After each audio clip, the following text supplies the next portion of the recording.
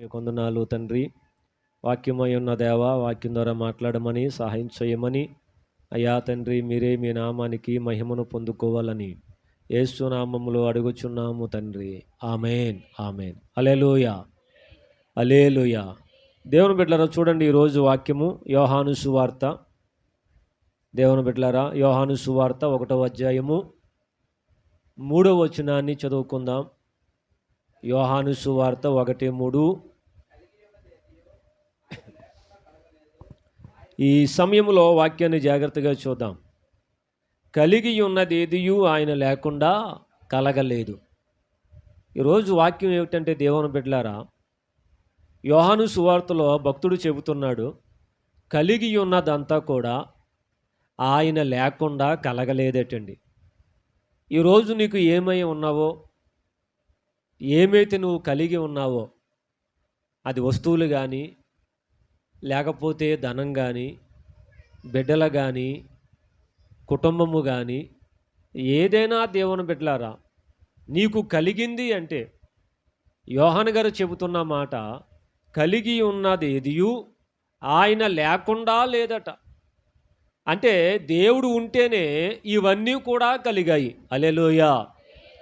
మరి ఇవన్నీ కాదండి, ఇంకా ఏమి కలిగాయి అని మనం జాగ్రత్తగా చూస్తే, దేవుని బిడ్డలారా, ఏమి కలిగాయి అని మనం జాగ్రత్తగా చూస్తే, దేవుడు అన్నిటినీ చేశాడు. దేవుడండి అన్నిటినీ చేశాడు. ఆయన ఏది కూడా చెయ్యలేకుండా లేదు.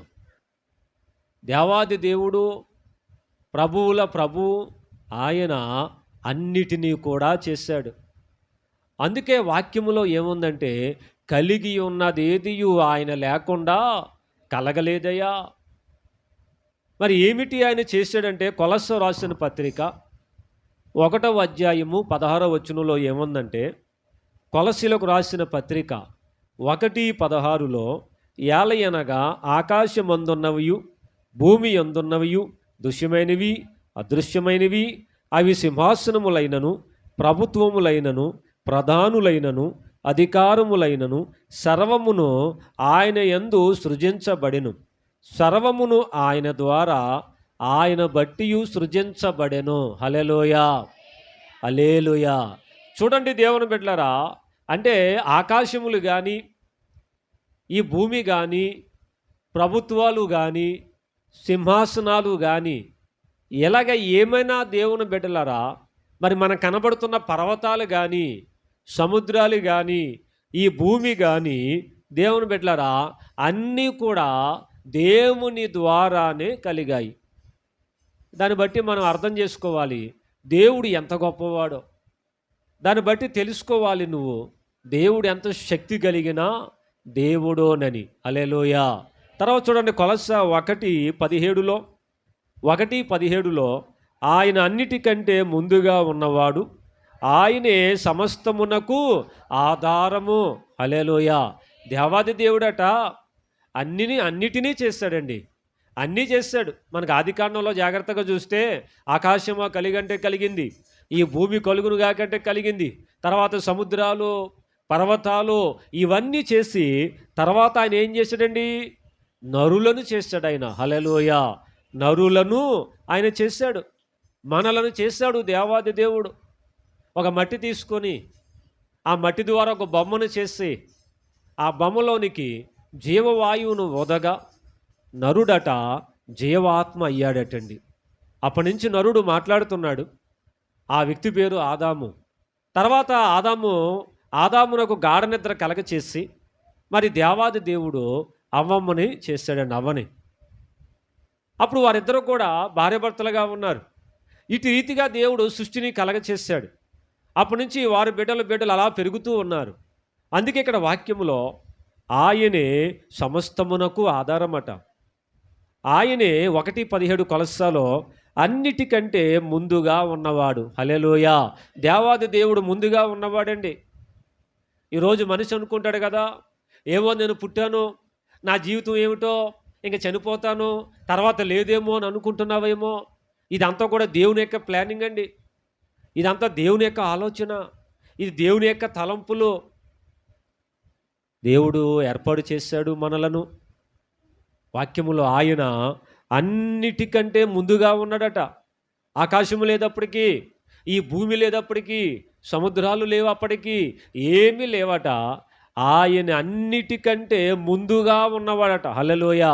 కాబట్టి అర్థం చేసుకోవాలి ఆయనకి ఎంతటి తెలివితేటలు ఉంటాయో. మనం తెలుసుకోవాలి ఆయన ఎంతటి జ్ఞానం ఉంటుందో. మనం తెలుసుకోవాలి ఎంత జ్ఞానవంతుడో.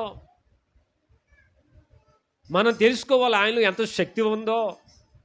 దేవుని బిడ్డలారా, దేవుని సంగమా, మనం తెలుసుకోవాలి ఆయన ఎంత బలము కలిగిన వాడో. ఆయన అన్నమాట తెలుసండి, ఆయన అన్నిటికంటే ముందుగా ఉన్నవాడు. ఎంతమందిని చూశాడు ఆయన, ఎంతమంది బలాలు చూశాడు ఆయన, ఎంతమందికి ఉన్న జ్ఞానాన్ని చూశాడు, ఎంతమందికి ఉన్న సంపదను చూశాడు. హల్లెలూయా.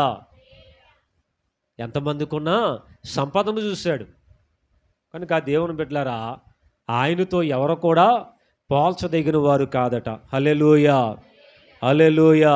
కనుక దేవుని బిడ్డలారా, దేవుని సంగమా, అందుకే వాక్యంలో ఏముందంటే ప్రకటన గ్రంథము 4:11 ప్రభువా మా దేవా నీవు సమస్తమును సృష్టించితివని భక్తుడు అంటున్నాడు.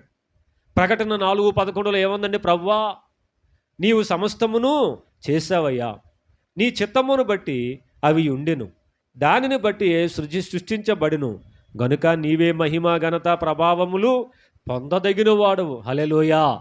చూడండి, ఆయన మహిమ ఘనత ఆయనకే చెందాలి. మహిమ ఘనత ఆయనకే చెందాలి దేవుని బిడ్డలారా. ఎందుకంటే అన్నిటికంటే ముందుగా ఉన్నవాడు, ఆయన ద్వారా అన్నీ కలిగినాయి కాబట్టి. తర్వాత చూడండి దేవుని బిడ్డ, యోహాను సువార్తలోనే 1:10, యోహాను సువార్త 1:10 చక్కని మాటలు ఉన్నాయి. ఏమిటంటే, ఆయన లోకములో ఉండెను, లోకం ఆయన మూలముగా కలిగెను, కానీ లోకం ఆయనను తెలుసుకోలేదు.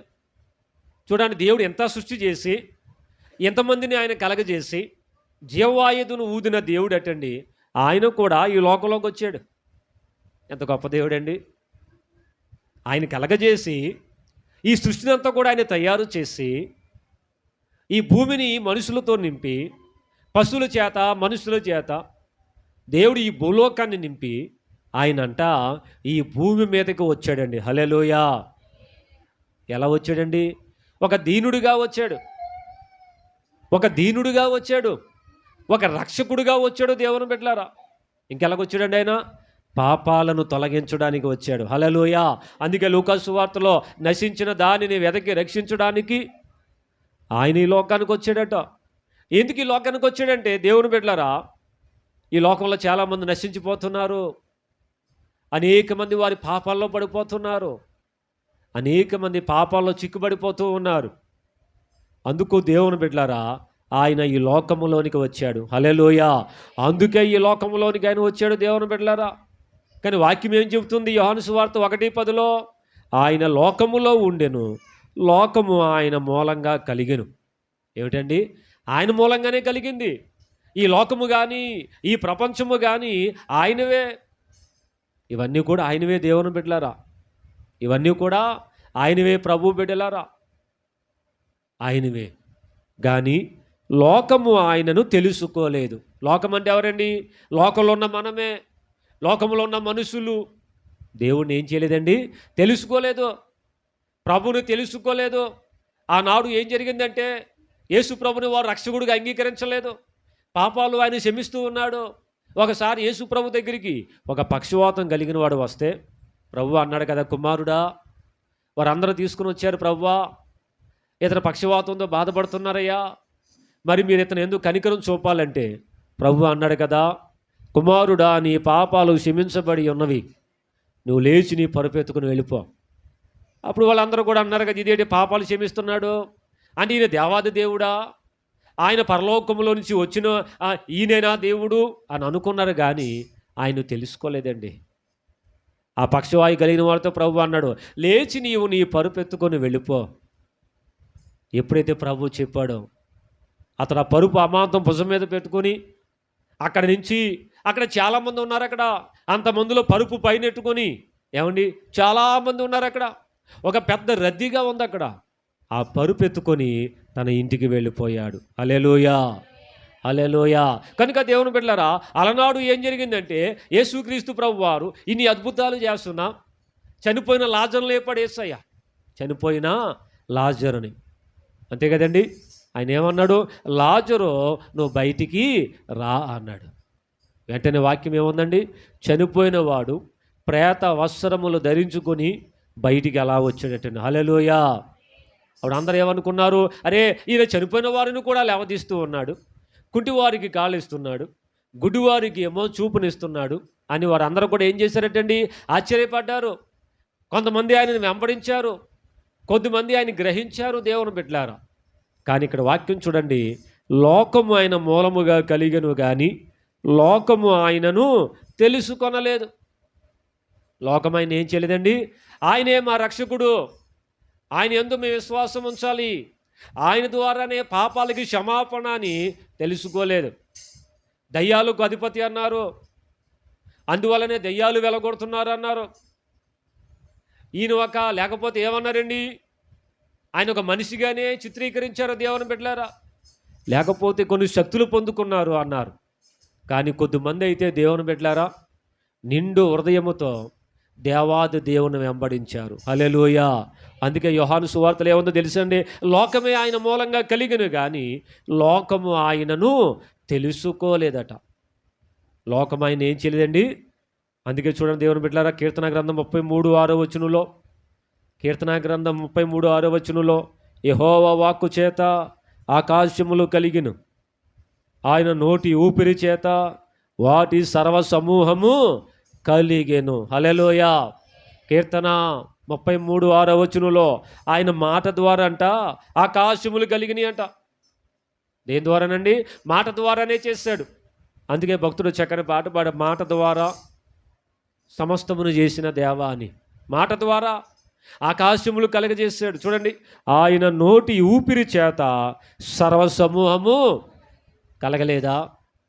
ఆదామును బొమ్మ చేసి మొదట ఒక మట్టి బొమ్మ చేసి ఆ మట్టి ద్వారా పెద్ద బొమ్మ చేసి నాసిగారంధ్రములో గాలి ఊదడైన జీవవాయువును ఊదగా నరుడు జీవాత్మ అయ్యనని వాక్యం ఉంటుంది. హల్లెలూయా. ఆది కాండంలో ఏముంటుందండి? నరుడు జీవ ఆత్మ అని జీవించే ఆత్మ ఆ వ్యక్తికి వచ్చేసింది, జీవము కలిగిన వాడు అయ్యాడు. మరి ఇన్ని గొప్ప కార్యాలు చేసే దేవుడు లోకమే చేశాడు, లోకంలో ఉన్న మనుషులను చేశాడు, లోకంలో ఉన్న ఆకాశమును ఆ యొక్క సముద్రాలు చేశాడు, సముద్రంలో ఉన్న వాటిని కూడా చేశాడండి. హల్లెలూయా. నిజానికి ఆయన శక్తిని మనం జ్ఞాపకం చేసుకుంటే మనం వర్ణించలేము ఆయన కార్యాలు. హల్లెలూయా. మనం వర్ణించలేము ఆయన కార్యాలు. తెలుసా దేవుని బిడ్డలారా? ఆయన శక్తిని మనము జ్ఞాపకం చేసుకుంటే ఇంకా ఆయన శక్తిని మనం తెలుసుకుందాం. యెషయా గ్రంథము 45:12 యెషయా గ్రంథం 45:12 భూమిని కలుగజేసిన వాడను నేనే, దాని మీద ఉన్న నరులను నేనే సృజించి తిని. దేవుని స్తోత్రం. హల్లెలూయా. ఎంత చక్కని మాట అండి ఇక్కడ చూడండి. యెషయా గ్రంథం 45:12 భూమిని కలగజేసిన వాడను నేనే. ఎవరటండి? భూమిని కలగజేసిన వాడు ఆయనే. ఈ భూమి లేకపోతే మనం ఉండగలమండి? అమ్మ, ఈ భూమి లేకపోతే ఇల్లు కట్టగలమా? ఇల్లు కట్టేటప్పుడు ఏమంటారు చాలామంది? పాస్టర్ గారు, పునాది లోనకి వేసామన్నా. ఎందుకని? ఇల్లు నిలబడాలి కాబట్టి. ఆ పునాది లోనకి వేస్తే ఇల్లు నిలబడద్దండి. పునాది పైపైన వేస్తే గాలి వచ్చినా ఏమొచ్చినా అలా పడిపోతుంది అన్నమాట, ఆ గోడ పడిపోద్ది. అయితే భూమిని దేవుడు చూడండి ఎలా నిలబెట్టాడో, మన కోసము, మన సంచారము కోసము. అందుకే వాక్యములో భూమిని కలగజేసిన వాడును నేనే. ఏమిటండి? భూమినంట కలగజేసిన వాడు నేనే అని ప్రభు చెబుతున్నాడు. హల్లెలూయా. దాని మీద ఉన్న చూడండి, దాని మీద ఉన్న నరులను నేనే సృజించి తిని. హల్లెలూయా. ఈరోజు నిన్ను నన్ను దేవుడే సృజించాడు. తర్వాత చూడండి, నా చేతులు ఆకాశములను విశాలపరచెను, వాటి సర్వసమూహమునకు నేను ఆజ్ఞ ఇచ్చి తిని. హల్లెలూయా. ఆయన ఏమన్నాడు? నేను చేశాను, నా చేతులు చేసినవి అని చెబుతున్నాడు. హల్లెలూయా. అందుకే యెషయా గ్రంథంలో ఏముందో తెలుసా? నా చేతులు రూపుని ఏర్పాటు చేసినని ఉంటుంది. హల్లెలూయా. ఒక భక్తుడు అంటాడు, దావీదు గారు అంటాడు, ప్రభువా నీ చేతులు నాకు రూపాన్ని ఏర్పాటు చేశాయి. అలానే యెషయా గ్రంథంలో రక్షించకుండా ఉండినట్లు నా చేతులు కొరచ కాలేదు. దేవుడి చేతిలో కొరచగా లేవటండి. దేవుడి చేతులు చిన్న చేతులు కాదు. లేకపోతే దేవుడు కొంచెమే సాయం చేసేవాడు కాదు. లేకపోతే ఎంతే సాయం చేస్తానమ్మా మనుషులు అంటారు అలాగా. అలాగే ఎవరంటారండి? నీకు సాయం చేసి ఏమంటారు? అమ్మ చాలు, ఇంకా సాయం చేయలేను అంటారు. అమ్మ ఇంకా చాలు, ఇంక ఎక్కువ సాయం చేయలేను, ఆల్రెడీ ఎప్పుడో చేశాను కదా, గత కాలంలో చేశాను కదా, ఆ సంవత్సరంలో చేశాను కదా అని అంటారు. కానీ దేవాది దేవుడైతే అనుదినము ప్రతి క్షణము సహాయం చేస్తూనే ఉంటాడు. హల్లెలూయా, హల్లెలూయా, హల్లెలూయా. అందుకే భక్తుడు చెబుతున్నాడు, దేవుని బిడ్డలారా, హెబ్రీ రాసిన పత్రికలో 1:11, హెబ్రీలకు రాసిన పత్రిక 1:11, ఆకాశములో కూడా నీ చేతి పనులే, అవి నశించును కానీ నీవు నిలచి ఉండవు. హల్లెలూయా. చూడండి, ఇక్కడ భక్తుడు సెలవిస్తున్నాడు, హెబ్రీ రాసిన పత్రిక 1:11, ఆకాశములో కూడా నీ చేతి పన్నులే, అవి నశించును కానీ నీవు నిలచి ఉందువు. అంటే ఆకాశములు గతించిపోయినా, ఈ భూమి గతించిపోయినా, దేవుడట నిలచి ఉండే దేవుడట. హల్లెలూయా. అంటే దేవుడు ఎప్పుడు స్టాండర్డ్ అండి. అర్థమవుతుందండి? దేవుడు ఎప్పుడు కూడా, ఒకసారి కొన్ని వస్తువులు కొన్నప్పుడు ఏం చేస్తాం? బ్రాండెడ్ అడుగుతాం. అయ్యా బ్రాండెడ్ ఇది అంటే, బ్రాండ్ అంటే ఏంటి? ఎక్కువ కాస్ట్ ఉంటుంది, అది అలా ఉండిపోద్దని. ఇల్లు కట్టినప్పుడు కూడా వేస్తాం కొన్ని మెటీరియల్స్. బట్టలు కొన్నప్పుడు కూడా అడుగుతాం బ్రాండెడ్ అండి అని. ఎందుకంటే బ్రాండెడ్కి చాలా కాలం వస్తుంది. లోకల్ అనేవి ఎలాగుంటుందండి? చూస్తానికి బాగానే ఉంటుంది, కానీ బ్రాండెడ్ అనేవి ఎలాగుంటుందండి? క్వాలిటీ ఉంటుంది. కానీ దేవాది దేవుడట, ఆకాశములు అవి నశించిన తర్వాత చూడండి, నీవు నిలచి ఉందువు, అవన్నీ వస్త్రము వలె పాతగిలినట్టు. ఏంటంటే ఆకాశం అట, ఆకాశం ఏమవుద్దటండి? ఈ వస్త్రం ఎలాగ మాసిపోతున్నాయో ఈ వస్త్రము వలె పాతగిలుతుందట ఆకాశములు, కానీ దేవుడు నిలిచి ఉంటాడట. హల్లెలూయా. ఈ లోకంలో స్టాండర్డ్ అంటే ఏంటంటే, ఈ లోకంలో స్టాండర్డ్ అంటే ఏమిటంటే, దేవుని బిడ్డలారా, దేవాది దేవుడు అండి. హల్లెలూయా. ఈ లోకంలో స్టాండర్డ్ అంటే దేవుని బిడ్డలారా తెలిసిన దేవాది దేవుడు, దేవుని కార్యాలు తెలుసా దేవుని బిడ్డలారా? దేవుని యందు నమ్మకం ఉంచిన వారి జీవితం. అందుకే చూడండి, అవన్నీ కూడా గతించిన, వస్త్రం వల్లే పాతగిలిన, నీవు నిలచి ఉందువు. హల్లెలూయా, హల్లెలూయా. దేవాది దేవుడు ఏమిటండి? ఆయన నిలచి ఉండేటటువంటి గొప్ప దేవుడు. హల్లెలూయా. ఇంకా ఆయన గురించి ఆదికాండము 1:1, ఆదికాండము 1:1, ఆది యందు దేవుడు భూమిని ఆకాశమును సృజించెను. హల్లెలూయా. దేవుడు ఏంటండి? ఆది యందు దేవుడు భూమిని ఆకాశమును సృజించినవాడు. హల్లెలూయా. అలానే చూడండి, ఏప్రిల్కు రాసిన పత్రిక 3:3, ఏప్రిల్కు రాసిన పత్రిక 3:3, ఇంకా దేవుని యొక్క గొప్పతనం చూడండి. మనం చూద్దాం ఇక్కడ. దేవుని యొక్క గొప్పతనాన్ని చెబుతున్నాను. ప్రతి ఇల్లును ఎవడైనా ఒకని చేత కట్టబడును, సమస్తమును కట్టినవాడు దేవుడే. హల్లెలూయా. ఏమిటండి? కొన్ని ఇల్లు ఉంటాయి కదండి. ఇల్లు కట్టాలంటే ఎవరండి? టాప్ మేస్త్రి కట్టాలి, బిల్డర్ కట్టాలి, కూలివారి కట్టాలి. ఎవరో ఒకరి ప్లాన్ ద్వారా ఇల్లు వెళ్తుంది అన్నమాట. అందుకే వాక్యం చూడండి, ప్రతి ఇల్లును ఎవడైనా ఒకని చేత కట్టబడును, కానీ కింద చూడండి, సమస్తమును కట్టినవాడు దేవుడే. హల్లెలూయా. సమస్తమును కట్టినవాడు ఎవరటండి? దేవుడే. అందుకే ఈరోజు ఏమిటంటే వాక్యము, కలిగి ఉన్నది ఏదియో 1:3 యోహాను సువార్త, ఆయన లేకుండా కలగలేదు. హల్లెలూయా. ఏమండి? కలిగి ఉన్నది ఏదియో. ఈరోజు నువ్వు ఏమైతే కలిగి ఉన్నావో, ఆరోగ్యం కలిగి ఉన్నావా? దేవునికి ఇచ్చిన ఆరోగ్యం అండి. ఆ రోజు చూడండి, బైబిల్లో ఒక హిజ్కీ అనే వ్యక్తి ఉంటాడు. దేవుడు అంటాడు, నాయనా నీ టైం అయిపోయింది, చనిపోతావు అంటే, ప్రభువా ఎంతవరకు నిలబెట్టుకున్నావయ్యా, ఇంకా నాకు ఆయుష్ ఇమ్మంటే దేవుడు అతనికి 15 సంవత్సరాలు ఇస్తాడండి. హల్లెలూయా. చూడండి దేవుని బిడ్డలారా, పౌలు గారు కూడా కళ్ళు పోగొట్టుకున్నాడు. పౌలు గారు సౌలుగా జీవించాడు, దుర్మార్గుడిగా జీవించాడు. ఆవిడ అంటాడు, ప్రభువా చూపు లేక బాధపడుతున్నానయ్యా, నాకు కృపణవనంటే దేవుడు అతనికి కళ్ళిచ్చి తన బిడ్డగా, తన సాక్షిగా నిలబెట్టుకున్నాడు. హల్లెలూయా. శిష్యులు కూడా, యేసయ్య శిష్యులు కూడా, వారి జీవితం పాత రోత జీవితం. వారందరూ కూడా ఏమిటండి? ఈ చేపలు పట్టుకుంటూ ఆ సముద్రంలో నీటిలోనే ఉంటూ చేపల వలె జీవించారన్న వాసనతో. కానీ ప్రభువును నమ్ముకున్నాక, ప్రభువును కలిగి ఉన్నాక వారి జీవితాలు మారిపోయాయండి. హల్లెలూయా. అందుకే వాక్యములో, కలిగి ఉన్నదేదియో ఆయన లేకుండా కలగలేదు. కలిగి ఉన్నదేదియు ఆయన లేకుండా కలగలేదు. ఈరోజు అంశం అదేనండి. ఈరోజు నువ్వు బిడ్డలను కలిగి ఉన్నావా? అది దేవుడే నీకు ఇచ్చాడు. ఒకసారి ఒక ఆవిడింటికి వెళ్ళాను. ఇంత బిడ్డ ఉన్నాడు, చిన్న బిడ్డ. ఆవిడ చెబుతుంది, పాస్టర్ గారు ఒకప్పుడు అందరూ నన్ను గొడ్రాలని ఇవ్వారు, అయితే బిడ్డ కోసం ప్రార్థన చేశాను. ఒకప్పుడు బిడ్డ లేడు, ఇప్పుడు బిడ్డ ఉన్నాడు. హల్లెలూయా. దేవుడే కలగ చేశాడు. ఒక ఇంటికి వెళ్ళాను, ఆవిడ రెంటెడ్ ఇంట్లో ఉంటుంది, అద్దెంట్లో అద్దె కట్టుకోలేకపోతుంది. దేవుడికి మొరపెట్టగానే దేవుడు ఇల్లు ఇచ్చాడు. ఆవిడ చెబుతున్న మాట, పాస్టర్ గారు ఒకప్పుడు ఇల్లు లేదు, ఈ రోజు నేను ఇల్లు కలిగి ఉన్నాను.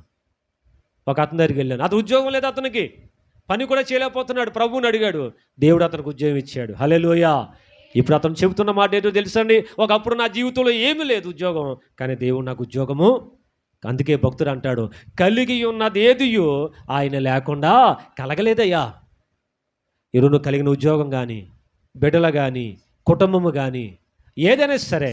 అందుకే వాక్యములో హెబ్రీలో ఒక మాట ఉంది, ఏమిటి? 3:3లో ప్రతి ఇల్లును ఎవడైనా ఒకని చేత కట్టబడును కానీ సమస్తమును కట్టినవాడు దేవుడే. హల్లెలూయా. ఈరోజు నువ్వు కట్టబడ్డావంటే దేవుడే నిన్ను కట్టాడండి. హల్లెలూయా. ఈరోజు నీ జీవిత యాత్రలో నువ్వు ముందుకు వెళుచున్నావు, నువ్వు కట్టబడ్డావంటే దేవుడే నిన్ను కట్టాడు. ఎంత చక్కని మాట అండి. సమస్తమును కట్టినవాడు దేవుడే. దేవుడే నిన్ను కట్టాడు. దేవుడే నీకు ఒక రూపాన్ని ఇచ్చాడు. కనుక దేవుని బిడ్డలారా, ఈ మాటను బట్టి మనం ఏం చేయాలి? అందుకే ఇక్కడ చూడండి 3:3 హెబ్రీ రాసిన పత్రికలో, సమస్తమును కట్టినవాడు దేవుడే, ఇంటికంటే దానిని కట్టినవాడు ఎక్కువ ఘనత పొందినట్లు. చూడండి, ఎక్కడైనా ఇల్లు మనం చూస్తాం, కొన్ని ఇల్లులు ఉంటాయండి, డూప్లెక్స్లు చాలా చక్కగా ఉంటాయి. మనం అడుగుతాం, అమ్మ ఇల్లు ఎవరు కట్టారని. వాళ్ళు చెప్తారు, అయ్యా ఇల్లు వీళ్ళు కట్టారని. మనం ఏం చేస్తాం? ఆ ఇల్లు అంతా మర్చిపోయి కట్టిన వాని మీద మనసు ఉంటుంది, అరే ఎంత చక్కగా కట్టారు వాళ్ళు, ఆ బిల్డర్ ఎంత చక్కగా కట్టారు అని మనసు అంతా వారి మీదకి వెళ్తుంది. అలాగే ఈరోజు నువ్వు కట్టబడ్డావంటే కట్టిన వాడికి ఘనత ఉంది. హల్లెలూయా. ఈరోజు సముద్రాలు, పర్వతాలు అన్నీ కలిగి ఉన్నాయంటే వీటిని కలగజేసిన వాడికి ఘనత ఉంది. హల్లెలూయా. ఆకాశమును చేసిన వాడు ఆయనే. అందుకే భక్తుడు అంటున్నాడు, కలిగి ఉన్నది ఏదియు ఆయన లేకుండా లేదు. మనం ఆయన వారం అంటాడు. హల్లెలూయా. మనం ఆయన వారు. భక్తుడు అంటాడు, ఆయన మేపు గొర్రెలమంటాడు కీర్తన గ్రంథంలో దావీదు గారు. మనం ఆయన వారము, ఆయన మేపు గొర్రెలము. కనుక అట్టి రీతిగా దేవుని బిడ్డలారా, ఈ సమయంలో అట్టి రీతిగా మనం దేవుని ద్వారా కలిగి ఉన్నాం కాబట్టి, కలిగి ఉన్న మనం ఏం చేయాలి? ఆయన్ని అనుసరించాలి. హల్లెలూయా. అందుకే పౌలు గారు ఒక మాట అంటాడు, చక్కని మాట అంటాడు కొరింథీలో, మీరు విలువ పెట్టి కొనబడిన వారు అంటాడు. హల్లెలూయా. ఎలాగటండి? దేవుడే మనల్ని కలగజేసి విలువను పెట్టి కొన్నాడు. ఏమిటి ఆ విలువ? రక్తమును చిందించి. ఏమిటండి? యేసుక్రీస్తు ప్రభువారు సిలువలో రక్తాన్ని చిందించి ఆ రక్తముని ఈ భూమి మీద కార్చి మన పాపాలు క్షమించి తన రక్తము చేత నిన్ను నన్ను కొన్నాడు. హల్లెలూయా. పరిశుద్ధులుగా, నిష్కలంకులుగా దేవుడు మనలను చేశాడు. కనుక మనం ఏం చేయాలి? ఆయన కొరకు బ్రతకాలి. చేసిన ఆయన కోసం బ్రతకాలి. మనం కలగజేసిన ఆయన కోసం బ్రతకాలి. హెబ్రీ రాసిన పత్రికలో పౌలు గారు అంటాడు, నా మట్టుకైతే బ్రతుకుడి క్రీస్తే, చావైతే మేలే. ఎందుకు అతను ఈ మాట అన్నాడు? అతనికి అర్థమైంది ఎవరు అతన్ని కలగజేశారో. ఈ పౌలు గారికి తెలిసింది ఎవరు అతనిలో జీవాన్ని పెట్టారో, ఎవరు అతనిలో ఊపిని ఇచ్చారు. కనుక దేవుని అటు రీతిగా ఈ మాట ప్రకారము ఈ దినాన మరి ప్రభువులో ఆరాధిస్తూ, ప్రభు కొరకు బ్రతుకుతూ, ప్రభువులో జీవిస్తూ ముందుకు సాగిపోదాం. దేవుడి పరిశుద్ధ మాటలు దీవించునుగాక. ఆమేన్. అందరు కళ్ళు మూసుకుందాం. ఈ సమయంలో ప్రతి ఒక్కరు కూడా ప్రార్థన చేద్దాం. దేవుని బిడ్డలారా, అందరూ కూడా ప్రార్థన చేద్దాం. మీ అందరి కోసం ప్రార్థన చేయబోతూ ఉన్నాను. ఒక్కసారిగా దేవాది దేవుణ్ణి అడుగుదాం. దేవాది దేవుణ్ణి అడుగుదాం. అవునయ్యా తండ్రి, మీకోసం బ్రతుకుతానయ్యా, మీకోసం బ్రతుకుతాను ప్రభువా అని తీర్మానం చేసుకుందాం. దేవుని బిడ్డలారా, నువ్వు దేవుని కోసం తీర్మానం చేసుకోవాలి. అయ్యా నీ కోసం బ్రతుకుతానయ్యా, అయ్యా నీ కోసం జీవిస్తానయ్యా, మీ కొరకు బ్రతుకుతానయ్యా. తీర్మానం చేసుకో దేవుని బిడ్డలారా. దేవుని కోసం తీర్మానం చేసుకో. దేవుని కోసం తీర్మానం చేసుకో. దేవుని బిడ్డలారా, దేవుడు జీవాన్ని ఇచ్చాడు నీలో.